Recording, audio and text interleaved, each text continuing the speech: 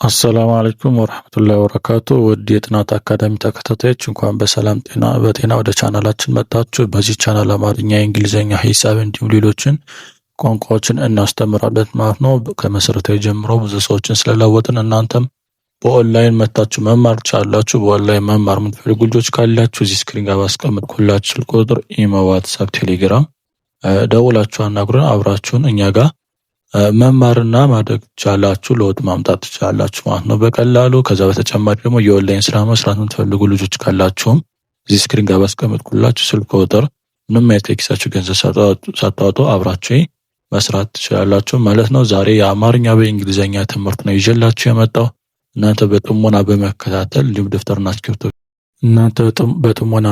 በመከታተል ደብተርና እስክሪብቶ ይዛችሁ ቢሆን ደግሞ የተሻለ ነው ማለት ነው። ትምህርቱ ይጠቅማችኋል። እስከ መጨረሻው ድረስ በጥሞና ተከታተሉ ማለት ነው። ቀጥታ ወደ ትምህርቱ ምገባ ይሆናል። እስከ መጨረሻው አብራችሁ ይቆዩ። እሺ፣ እዚህ ጋር የበቡ አማርኛንም ቀስ አድርጌ ነው ማነበላችሁ፣ ምክንያቱም አማርኛውን መረዳት የሚፈልጉ ሰዎች እንዲረዱት ማለት ነው። እዚህ ጋር የበቡ መጨረሻ ፊደል ቦ አለ። የተቱ መጨረሻ ፊደል ታ አለ። ቦታ ቦ ለሚለው ቢኦ ነው፣ ምክንያቱም ኦ ለመጨረሻ ፊደል አናባቢ ነው። ታ ለሚለው ደግሞ ቲኤ። ስለዚህ ቦታ ብለን ስንጽፍ ቢኦ ቲኤ። ለተቱ ቲ ነው፣ ለበቡ ቢ ነው። ኦ ለመጨረሻ ፊደል አናባቢ ነው። ታ ለሚለው ደግሞ ቲኤ ከሆነ ደግሞ ኤ ለአራተኛ ፊደል አናባቢ ነው። ቦታ። እዚህ ጋር የነኑ መጀመሪያ ፊደል ነ አለ። የገጉ መጀመሪያ ፊደል ገ አለ።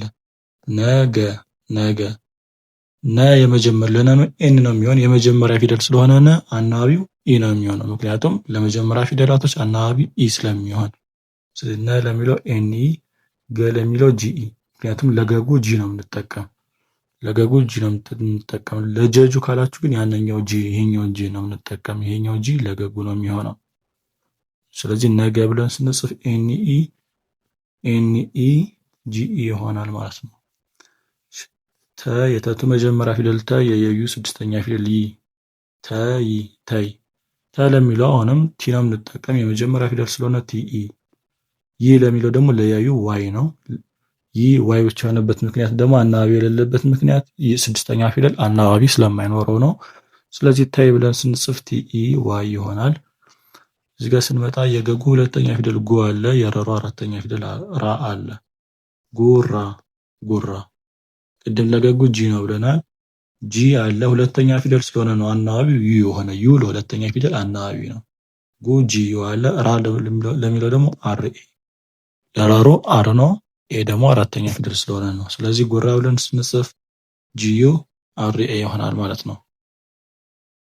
እሺ፣ እዚህ ጋር ስንመጣ የገጉ አራተኛ ፊደል ጋ አለ። የነኑ ስድስተኛ ፊደል ን አለ። ጋን። ለገጉ ጂ ነው ብለናል። ጂኤ። ን ለሚለው ደግሞ ለነኑ ኤን ነው፣ ስድስተኛ ፊደል ስለሆነ አናባቢ አይኖረውም። ኤን። ጋን ብለን ስንጽፍ ጂኤ ኤን ይሆናል ማለት ነው። ክብ። የከኩ ስድስተኛ ፊደል ክ፣ የበቡ ስድስተኛ ፊደል ብ። ክብ። ሁለቱም ስድስተኛ ፊደል ናቸው።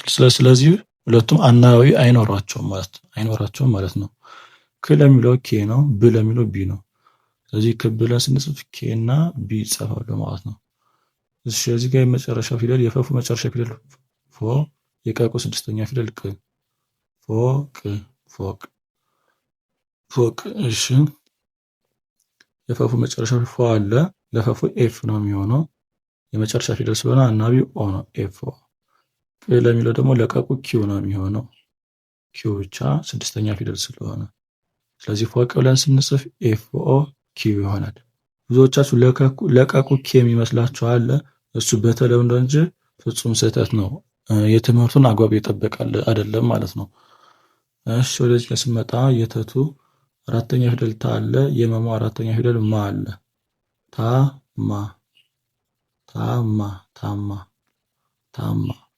ታማ ስንል ታ ለሚለው ቲ ነው፣ ቲኤ ይሆናል። አራተኛ ፊደል ስለሆነ ማ ለሚለው ደግሞ ለመሙ ኤም ነው፣ ኤም ይሆናል።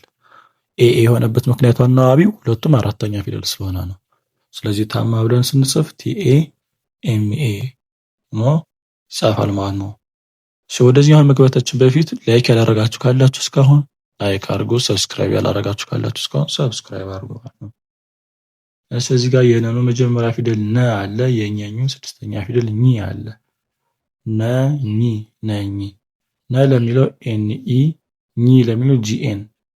እዚህ ጋር ግራ እንዳትጋቡ። ኘኙ ጂኤን ብሎ ጂኤን ኢ፣ ጂኤን ዩ፣ ጂኤን አ እያለ ነው የሚሄድ። ጂና ኤን ባንድ ላይ ከመጡ ኘኙ ተብሎ ነው የሚነበበው። ግን ከጂ ቀጥሎ ኤን ከሌለሽ ወደ ገጉ ነው የሚነበበው። ኤን ስላለች ከጂ ቀጥሎ በኘኙ ነው የሚያዘው። ይሄ ስድስተኛ ፊደል ስለሆነ አናባቢ የለውም። ስለዚህ ነኝ ብለን ስንጽፍ ምን ይሆናል ማለት ነው? ኤን ኢ ጂኤን ይሆናል ማለት ነው። እዚህ ጋር ስንመጣ የነኑ ሁለተኛ ፊደል ኑ አለ፣ የረሮ መጨረሻ ፊደል ሮ አለ። ኑሮ ኑሮ። ኑ ለሚለው ኤን ዩ፣ ሮ ለሚለው አር ኦ።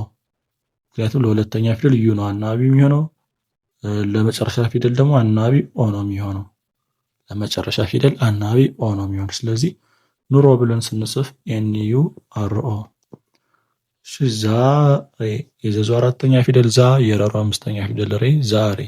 ዛ ለሚለው ዜድ ኤ፣ ሬ ለሚለው አር አይ ኢ፣ አር አይ ኢ፣ አር አይ ኢ። ስለዚህ ዛሬ ብለን ስንጽፍ ዜድ ኤ አር አይ ኢ ይሆናል። ምክንያቱም የሁለት አናባቢ እንዴት ነው? አምስተኛ ፊደል ስለሆነ ለአምስተኛ ፊደል አይ እና ኢ አናባቢ ናቸው ማለት ነው። ሁለት አናባቢ ነው የሚኖረው። እሺ እዚህ ጋር ስንመጣ የሰሱ መጀመሪያ ፊደል ሰ፣ የፈፉ ሶስተኛ ፊደል ፊ። ሰ ለሚለው ኤስ ኢ ነው፣ ለሰሱ ኤስ ስለሆነ። ፊ ለሚለው ኤፍ አይ፣ ለፈፉ ኤፍ ነው፣ ሶስተኛ ፊደል ስለሆነ ፊ አናባቢው አይ ነው የሚሆን። ምክንያቱም ለሶስተኛ ፊደል አናባቢ አይ ስለሚሆን ማለት ነው። ውድ የጥናት አካዳሚ ተከታታዮች የዛሬው ይህን ይመስል ነበረ። አጠር ያሉ ቃላቶች ስለሆኑ ያፈጠንኩባችሁ። ስለ ትምህርቱ ማወቅ የምትፈልጉ ካላችሁ እንዲሁም ጥያቄም ለመጠየቅ መምጣት ትችላላችሁ፣ አስተናግዳችኋለሁ ማለት ነው። ያው የዛሬው ትምህርት ይህን ይመስል ነበረ። እናንተ ተጠቅማችሁ ለጓደኞቻችሁ ሼር አድርጉላቸው ማለት ነው።